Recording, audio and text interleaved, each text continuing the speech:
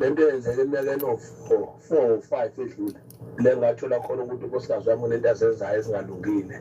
ngamthola ngambuza akangapika futhi wavuma wasengitshela-ke izizathu ezenza ukuthi azenze waze ngayithatha inkulumo ngayibhekisa ngakini koyini umuntu owenze agcine enza yonke lento manje Mamkhoza akudluli enhlizweni yami sihleli naye ngamxolela hleli akudluli kodwa enhlizweni yami angangokuba ngisho umuntu eza naye lento ayenza yamazi manje kuyangifikela nje ukuthi angivele ngihambe ngiyoboshwa kodwa bona bahambe bongcatshwa bobabili kuyangitraumatize mina lento kakhulu akudluli enhlizweni yami engathiwa ngahlezi ngikhuluma naye njalo lo wesifazane uma bewane isikhathi nje esingangene hour 2 hours ethule ngakhuluma ivele ibuye yonke lemicabango kanti kuba ngcono uma kuthiwa siyaxoxa siyazikhulumela nje into zethu zasekhaya kuyangifikela nje ukuthi hayi angivele ngimsuse endleleni yami kakhulukazi lo wesilisa lo wesifazane mase ngicabangela izingane ukuthi lezi ngane ngosala nazo ngibe yini sengingedwa naye kodwa nje kona Mamkhoza hayi kuyasilimaza kakhulu lento angaze ngithole counseling akaze kungifike ukuthi ngiye kwi-counseling kodwa nje ngiyathola ukuthi hayi ikhona inkinga ekhona Mamkhoza futhi ngibona ngathi kuyegcine khona kuningi okwenzeka Mamkhoza kuningi phela usuku ungayicabanganga lento yazi auntie from ngingakangeni nje kubaba lo ofonile siyabonga ukuthi ekwazi ukukhuluma nokuvuleleka ngoba ukukhuluma kukodwa Mam Lady D is part of ingxenye yokuphola ukuthi into uyi-acknowledge ukuthi ikhona nansi into is part of uqala kwakho ukuphola Mam Lady D and mhlambe ngilapho nje yazi kubalekile ukuthi ke sinxuse abantu emasontweni abalaphi bendabuko bonke abantu abahlangana nabantu bomphakathi nje nabantu besilisa ukuthi into yokukhuluma nokuhamba ufuna usizo lwengqondo akusho ukuthi uyisehluleki Mam Lady D sikwenze kube normal ukuthi abantu abahambi balifuna usizo lokuthi la indawo lezophefumula khona kungaze enze into azicabangela yona ngengqondo yakhe ukuthi ku right okay Now Mam Lady D ngizongena nje kuyena ubaba lo ofonile uyazi ukuthi indlela a reacta ngayo into abantu abaningi abayifilayo nayo Mam Lady D kodwa mhlamba bayiphimiseli ngaphandle alright and the fact ukuthi uyayifila lento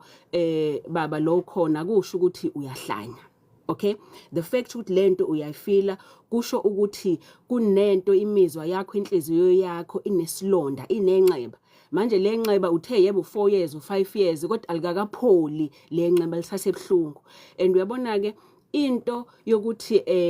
uphoxeke ngomuntu obumthanda nomuntu omthandayo ayihambi ngokuthi sokuhambe isikhathi okay ihlale kuyinxeba elikhona elidingayo ukuthi ubhekane nalo kuze udlule kulona kuze uphole alright zonke insuku shoni la ngiyamcabanga uthi zonke insuku yambona ukuthi ke manje njengoba yena zonke insuku ecabanga lento okusho ukuthi zonke insuku uyena osedihlukumeza ngalesigameko senzeka 5 years kodwa manje uyena every day uyasivuselela lesigameko kuyena ukusho ukuthi imizwa yakhe ihlala iqaphile sonke isikhathi ngenxa yokuthi lesigameko manje silokhu siyadlala siyimovie kuyena kusho basahlala naye nkosikazi yes basahlala naye ukuthi mayikwambona ethule nje ubuza ucabanga yes manje Mam Lady D angingene kwi-science ukuthi ingqondo yakho yona yenza kwenzakalani kuyona kakhulukazi if uphoqwe umuntu omthembile alright now if kuukuthi Mam Lady D for example kwenzeka into kakhulukazi i-betrayal ngesizulu ukudayisela umuntu okudayisile ngosho njalo yes ukudayisile phela umuntu menivumelene ngokuthi sizoganana sobabili sithandana sobabili sihlangane sobabili ekameleni if lo muntu manje sehlangana nomunye umuntu kukudayisa lokho so uyaphelelwa nayithemba you know even nakuyena lo muntu leyo Mam Lady D now logo ukuphuka kwethemba kwenzekalani kuwena engqondweni yakho lokho kusho ukuthi ngoba phela umuntu bomthembile lo seduze kwakho manje ingqondo yakho Mam Lady D ihlala njalo ishaya ialarm yobuhlungu yokuthi ngithukile ngiyasaba ngizolahlekelwa isithunzi sami so usuka umzimba wakho njalo ukhala ialarm yemizwa ngaphakathi kuwena Mam Lady D now if ngase ngenze umfanekiso ngoba njalo mesikhuluma ngengqondo ngiyathanda ukwenza umfanekiso alright uma ngase ngenza umfanekiso ngithi mhlambe ingqondo yakho yowumuzi okay one alarm alright angithi umuzi mune alarm ialarm uyifaka ebusuku lo sokungakuthembile khona ukuphepha uyifaka ebusuku khona wena uzokwazi uthulale ngoba uyazi ukuthi ialarm ikhona iyona izokuvusa if ukuthi kwenzeka into eyingozi okay endlini yakho noma ngene isigebengu njalo njalo so emini nje ialarm yakho isuku off so noma upha umsindo kunomsindo kunezinja ziyakhonkotha hayi uyazi hayi umsindo loyo akuyona ialarm kodwa umsindo ukuthi inja leyo noma umuntu efike ekhaya umuntu uyangqongqoza akukuthusi kunomuntu ubani loyo ufuna ukumngenisa omunye umsindo mhlawumbe umshini uyaduma njalo njalo so unokuthula ngemsindo ekhona ekhaya uyayazi emini ukuthi yini ngoba ialarm yakho off kodwa ebusuku ngesikhathi kune-alarm kakhulukazi nabantu abanamabhimu ngaphandle kwanyakaza inja nje ebusuku izokhala i-alarm isiyakuvusa nawe okay now kumuntu-ke mamlady D osuke ehlukunyezwe ngemizwa kakhulukazi umuntu akade emthanda okay wamjolela wamphingela njalo njalo lo muntu ogcina manje i-alarm yakhe ivele ingasasebenzi mamlady D i-alarm yakhe isense i-danger nalapho ngekho khona i-danger okay okusho ukuthi i-alarm yalomuntu ihlala on sonke isikhathi alright kwanomoya omncane nje iyakhala i-alarm ukubona umuzi ne-alarm engasebenzi kwanomoya omncane nje iyakhala i-alarm kwakhonkonthinja nje iyakhala i-alarm kwanomuntu onyakazisa umnyango engqongqoza nje siyakhala i-alarm so nakuwena kwenzeka njalo umzimba wakho ugcina manje i-alarm yomzimba wakho ikhaliswa na into ezincane you know ukuthi lo muntu ngina 1 hour ngingakhulumile naye nje badesho nje na 1 hour ngingakhulumile naye lo muntu sokukhala i-alarm i-alarm ithini akusho ukuthi lo muntu usena unkosikazi wami usena lo muntu okusho ukuthi mhlawumbe angisafunwa okusho ukuthi akasangidingi kusho ukuthi angibalekile i-alarm yakhe isikhaliswa nayinto encane nje mamlady D ngiyamfonela umuntu akalibamba ucingo kusho ukuthi so nento ezincane ke manje sezigcina seziyakhela kuwena nakwingqondo yakho angathi sokwenzeke into enkulu ingoba ingqondo yakho manje siyiphila kwi-alarm system yokusaba ngoba umzimba wakho uzamani manje uzama ukuthi uzivikele alright so kuzokwenzakalani ke manje kuwena umzimba wakho kwanhliziyo yakho manje mamlady D izohlala manje ishaya udambayi iyasindelwa inhliziyo yakho suzogcina manje sunanezigulo nje emzimbeni wakho manje uyasindelwa amagxalaba yakho ayasindo uyashesha ukukhathala awusalali kahle ebusuku ngoba umzimba wakho kwawona uhlala manje usuthukile akukona ngoba umzimba wakho uyafeyila but is because ingqondo yakho singene kwigiya lokuthi izama nyoma yini ukuziphephe ngoba manje kulekhala i-alarm si confused okusho ukuthi nengqondo yakho lecabangayo ucabanga ngendlela ethulile ayisasebenzi ngoba i-alarm sibanga kakhulu umsindo ukuthi ngiyasaba isithunzi sami lana uyabona ngithandwa angifunwa so ugcina ke manje lo muntu ingqondo yakhe isikwimode njalo imode yokuthi kumele ngiphephe kumele ngenze nyoma yini ukuze ngiphephe manje umuntu uphepha engozini mamlady D so engozini mubhekene nento eyingozi kuze uphephe kunezinto mhlambe ezo3 ezo4 ozozenza either mubhekene nento eyingozi uzolwa nawe back so ugcina manje wena usebenza ku defense mode either uyalwa or uyasibalekela lesimo kodwa awuzange uzudlule kusona omunye athule kusona isimo sinjalo simhlukumeza aze aqhume ngelinye ilanga athi uthulile lento ibhlunga phakathi indlela yokuzidefenda leyo omunye azincengele kunabantu abahlala nakubudlelwane mamlady D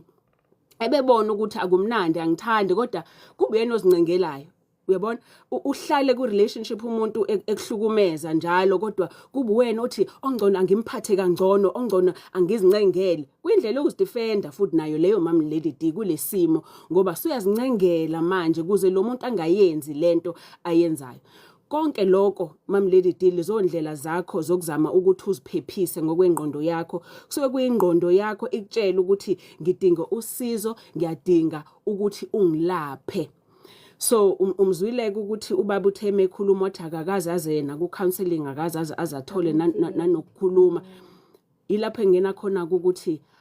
abantu besilisa izwi lakho libalekile okay inhlungu zakho ngeke zilapheke uma ungakhulumi ngazo ungazivezi ukuthi nazi inhlungu nginazo ngilimele lana lana ngibona isithunzi sami sehlile uyabona so ukwazi ukukhuluma kukodwa Mama Lady D enye yezinto leyo ekwazi ukuthi alarm yakho iqala ukuthi ithulise ngoba sokukhuluma izwi lakho manje and izwi lakho lizoyithulisa ialarm le ekuyona ememezayo kwingqondo yakho. Yazi ke sizophinda sithathe nenye voice note kodwa nje ngimzwile methi uye kuze ukuthi angibabulala futhi uyamazi lo muntu iphutha futhi lapho kutheni umazi kahle lo muntu yebo uthi abuye athi bobabili bese ethi hayi angimiyeke uma wengane uyazi uthi lo muntu othi mase kwenzile bese ethi akusase hamba naye ngiyambona ngathi yosho and